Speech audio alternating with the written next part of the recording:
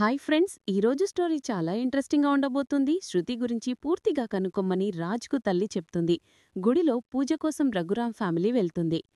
చంద్రకళపై నిందబడేలా శాలిని ఏదో ప్లాన్ వేస్తుంది. ప్రదక్షిణ చేస్తుండగా రఘురాం మిస్ అవుతాడు. ఇంక స్టోరీలోకి వెళ్లే ముందు ప్లీజ్ సబ్స్క్రైబ్ చేసి లైక్ చేయండి. ప్లీజ్.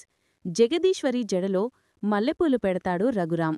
అప్పుడే వదినా అంటూ శ్యామలా కామాక్షి వస్తారు. అందర్నీ డిస్టర్బ్ చేయడమేనా మీ పని అని అంటాడు రఘురాం.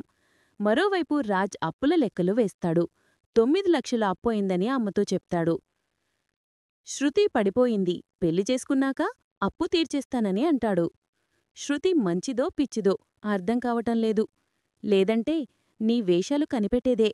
అసలా ఇంద్రభవనంలో శృతి యువరానో చెలికత్తో ఎవరికి తెలుసు? నువ్వు సరైన అమ్మాయిని సెలెక్ట్ చేసుకున్నావో లేదో చెక్ చేసుకోరా అని రాజ్కు సరోజ సలహా ఇస్తుంది. అదే పని చేస్తానని రాజంటాడు.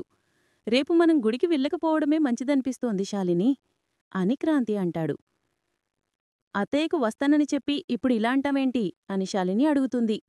నీ మంచికోసమే శాలిని. ఈరోజు వదిన నానమైనా పొల్యూట్ చేసి నువ్వే దోషివని చెప్పించానని చూసింది. అంటే తన్ను తాను కాపాడుకోవడానికి ఎంత దూరమైనా వెళ్తుంది. మొక్కు తీరకుండా చేసి నీపై తోసేస్తుందేమోనని క్రాంతి అంటాడు. రాకపోతే మొక్కు తీరడం ఇష్టం లేదేమో అంటారని శాలిని చెప్తుంది. ఉదయం రఘురాం కుటుంబం గుడికి వెళ్తుంది. చీరలను చంద్రకళ టేబుల్పై పెడుతుంది. ఫ్యామిలీ అంతా గుడిలో ప్రదక్షిణలు చేస్తుంది. అప్పుడే రాజ్ కూడా గుడికి వస్తాడు.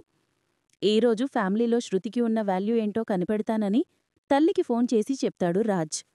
మరోవైపు ఎవరికోసమో ఎదురుచూస్తుంటుంది శాలిని.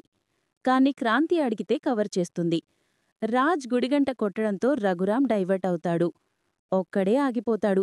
మీ అన్నయ్యెక్కడా అని జగదీశ్వరి అడిగితే వెనకాల వస్తున్నాడేమో అని కామాక్షి చెప్తుంది. రఘురాం వెళ్లి ప్రసాదం తీసుకుంటాడు. మళ్ళీ గంట సౌండ్కు మర్చిపోతాడు. ఎందుకు వచ్చాను? గుర్తురావటంలేదు అని రఘురాం వెళ్ళిపోతాడు. రఘురాం కనిపించకపోవడంతో అందరూ టెన్షన్ పడి వెతుకుతారు. శృతిని శ్యామల నానా మాటలంటుంది. ఎందుకింత చీప్గా మాటలంటుందని రాజ్ అనుకుంటాడు. శృతిని తీసుకొని రాజ్ పక్కకు వెళ్తాడు. మీ పెద్దమ్మ ఏంటి నిన్ను మరీ పనిమనుషులా ట్రీట్ చేస్తుంది? మీ ఇంట్లో వాళ్లకు నువ్వంటే లెక్కలేదా అని అడుగుతాడు రాజ్. ఇంక తర్వాత స్టోరీ. హోమం పూర్తయిన తర్వాత పూజా సామగ్రిని హోమంలో వేస్తారు రఘురాం జగదీశ్వరి. ముత్తైదువులకు వాయనమిచ్చి నీ మొక్కు పూర్తి చేసుకోండి అని పూజారిగారు చెప్తారు. ఇంక అమ్మవారి దగ్గరికి అందరూ వచ్చి నిలబడతారు. ఇంక శ్యామల వదిన నేను పోయి చీరలు తీసుకుని వస్తాను, మీరు అందరికీ కుంకుమ పసుపు ఇవ్వండి అని చెప్తుంది. ఇంక చంద్రకళ మీరు ఉండండి, నేను తెస్తాను, మీరు శ్రమపడకండి అని చెప్తుంది.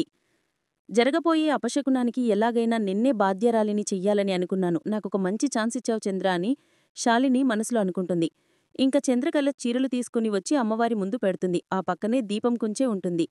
ఇంకా చంద్రకళ అమ్మవారికి దండం పెట్టుకునేలోపు ఆ చీరలు కాలిపోతూ ఉంటాయి. అది చూసి అందరూ షాక్ అవుతారు. మరిన్ని అప్డేట్స్ కోసం ప్లీజ్ సబ్స్క్రైబ్ చేయండి. Thanks for watching.